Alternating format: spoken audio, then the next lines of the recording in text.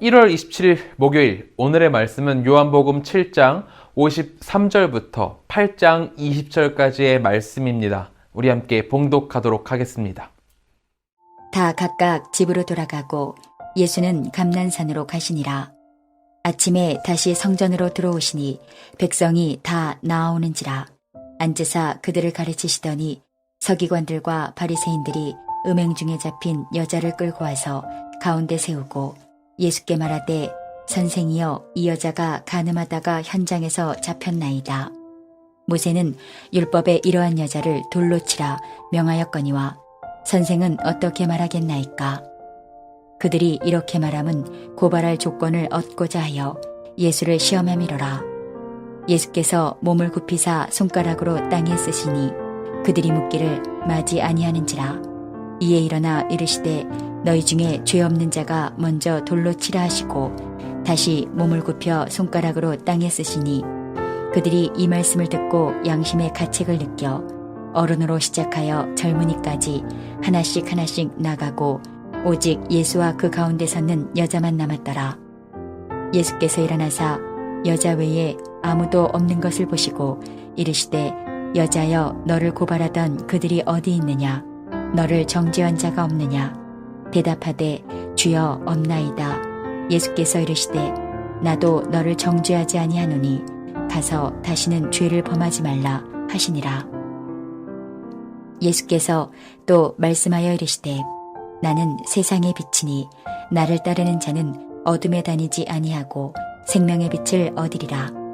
바리새인들이 이르되 내가 너를 위하여 증언하니 내 증언은 참되지 아니하도다.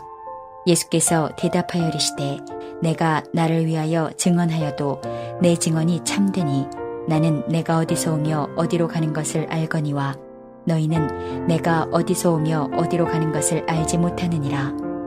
너희는 육체를 따라 판단하나 나는 아무도 판단하지 아니하노라.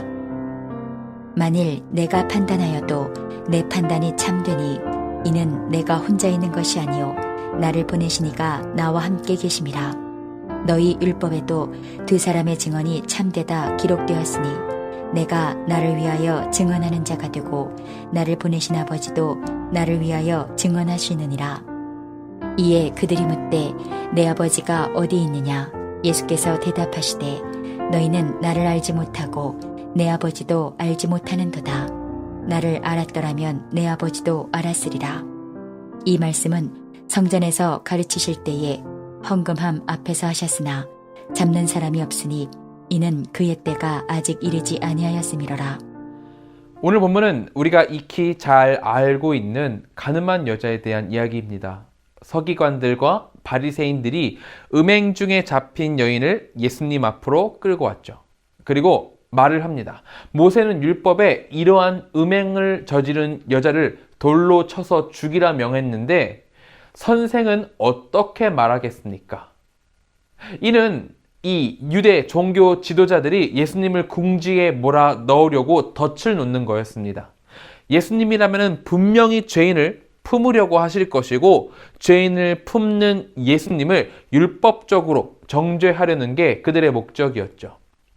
예수님께서는 이들의 이 악한 생각을 정확하게 알고 계셨습니다. 이 유대 종교 지도자들이 너무나도 악한 게 자신들은 의인이라고 떳떳하다고 말을 하면서 남들을 제 맘대로 정죄하고 다니기 때문입니다. 문제는 그 율법을 자기들 마음대로 자신들의 입맛에 맞게 해석을 한다는 거예요. 그들 자신은 하나님의 말씀을 따른다고 말을 하지만 정작 깊게 파들어가다 보면 자신들만의 해석을 만들어 놓고 자신들이 만들어 놓은 그 해석을 율법이라 주장하며 하나님의 말씀을 자신들에게 유리하게 악용을 하고 있었던 거였기 때문입니다. 오늘 본문에서도 간음한 여인을 잡아온 것은 레위기 20장 10절을 인용한 건데요. 거기에 보면 이렇게 나와 있습니다. 누구든지 남의 아내와 간음하는 자, 곧 그의 이웃의 아내와 간음하는 자는 그 간부와 은부를 반드시 죽일지니라. 분명히 하나님께서는 간음하는 자는 남자와 여자, 간부와 은부 모두를 데려다가 죽이라고 말씀을 하셨습니다. 하지만 이들은 그 명령을 왜곡하고 여자만을 붙잡아 물건처럼 가운데 세우고 예수님을 정죄할 도구로 사용을 합니다. 하나님은 절대로 비인격적으로 사람을 다루라고 그렇게 명령을 하지 않으셨음에도 유대 종교 지도자들은 이런 악한 일들을 자행하고 있는 겁니다. 이들을 향해 예수께서는 몸을 굽히셔서 얼굴을 돌려버리십니다. 이렇게 예수께서 몸을 굽히시고 침묵하시며 손가락으로 그를 땅에 쓰시는 행동을 보이시는 것은 율법을 시험과 논쟁의 도구로 삼는 이 서기관들과 바리새인들을 향한 외면과 분리를 표시하는 것으로 볼 수 있습니다. 2절에서 예수님이 성전에 들어오셔서 백성들과 서로 마주보고 앉아 가르침을 주고 계시거든요. 그들과 더불어 앉아서 가르침을 주십니다. 하지만 서기관들과 바리새인들과는 마주 앉지 않으시고 몸을 굽혀 땅을 바라보고 침묵하십니다. 하나님의 말씀을 악용하는 그들을 향해서 외면과 분리라는 무서운 형벌을 내리고 계신 겁니다. 우리는 이것을 반드시 기억할 수 있어야 합니다. 예수님께서는 하나님의 말씀을 자기 식대로, 자기의 마음대로 해석하고 악용하는 자들에 대해서 외면을 하십니다. 이 외면이 얼마나 무서운 형벌인지를 아셔야 해요. 예수님께서 마지막 때에 나를 모른다 하시면 우리가 어떻게 천국에 들어갈 수 있겠어요? 예수님의 외면은 생명과의 영원한 이별을 의미한다는 겁니다. 그러므로 우리는 하나님의 말씀을 제대로 알고 제대로 행할 수 있어야 돼요. 그렇기 위해서는 말씀을 가까이 두고 그 말씀을 성경학자들이 오랜 세월을 통해 검증해온 이 기독교 교리를 통해서 바르게 방향을 잡을 수 있어야 합니다. 성경을 단순히 아는 것은 부족합니다. 성경을 배우고 그것을 어떻게 내 삶에 적용해야 옳은 것인지 그것까지 나아가는 게 중요한 거죠. 들은 말씀을 내 식대로 해석하고 행동하는 것은 죽음으로 향하는 것과 같습니다.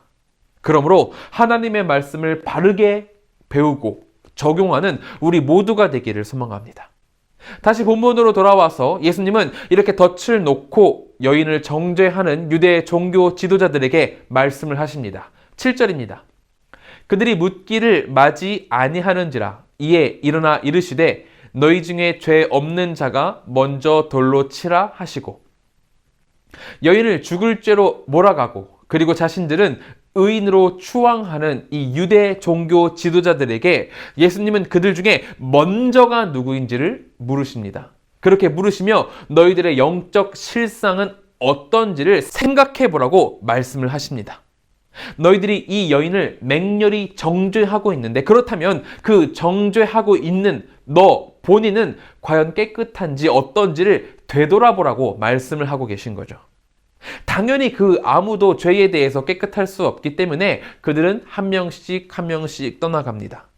자신의 죄는 감추고 남의 죄를 더 들춰내어서 여전히 죄 가운데 있는 나 자신에게는 눈 감는 이 위선자들에게 예수님께서는 너희들의 감춰진 죄, 그 죄는 과연 깨끗하냐 묻고 계신 거죠.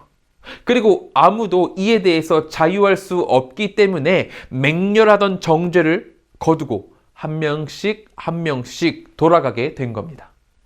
결국 그 자리에는 예수님과 여인만 남게 되었고 유일하게 여인을 정죄할 자격이 있으신 예수님은 유대 종교 지도자들과는 다르게 도리어 그녀를 용서하십니다.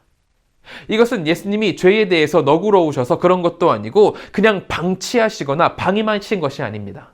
도리어 이것은 유월절 어린 양으로서 예수님께서 죄인을 대신하여 죽으시겠다는 놀라운 사랑의 고백이 담겨 있는 거죠.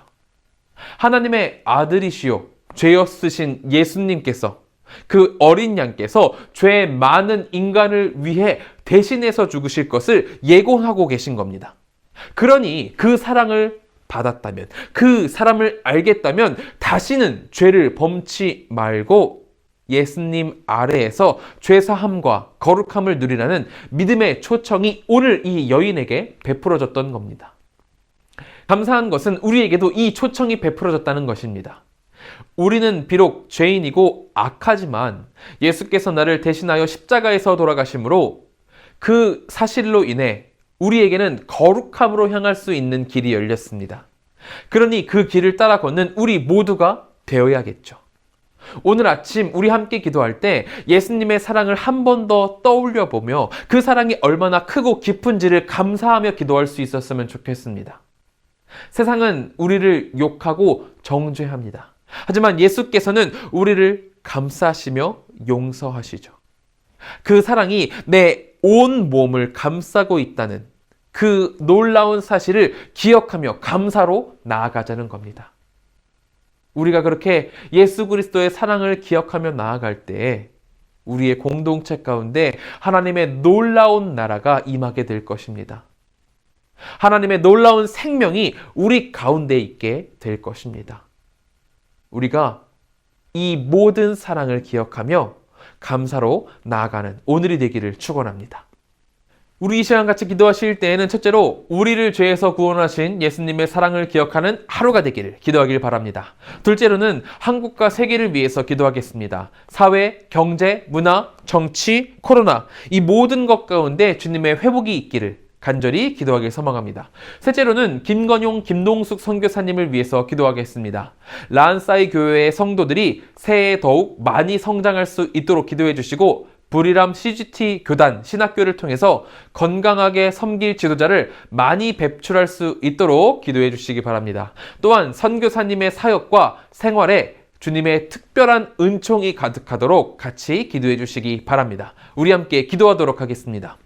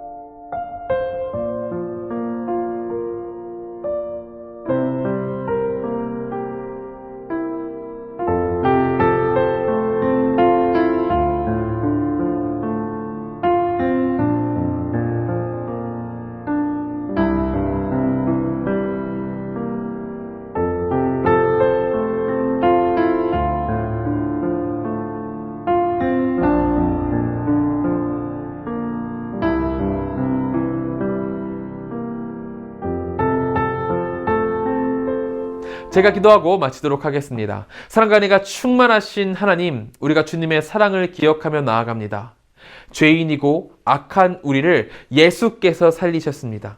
예수께서 십자가의 어린 양 되셔서 우리의 모든 죄를 사하심으로 우리가 주님 앞으로 나아갈 수 있게 되었습니다. 깨끗해질 수 있었습니다. 이것을 감사하며 살아가는 오늘 하루가 되게 하여 주시옵소서.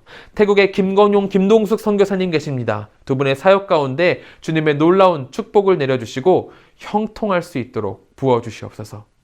우리 성도님들 이제 마치고 세상으로 나아갑니다. 그 모든 삶 가운데에서 주님과 함께 동행함을 누릴 수 있도록 주여 함께하여 주시옵소서. 주께서 붙드실 것을 믿으며 예수님의 이름으로 기도드립니다. 아멘.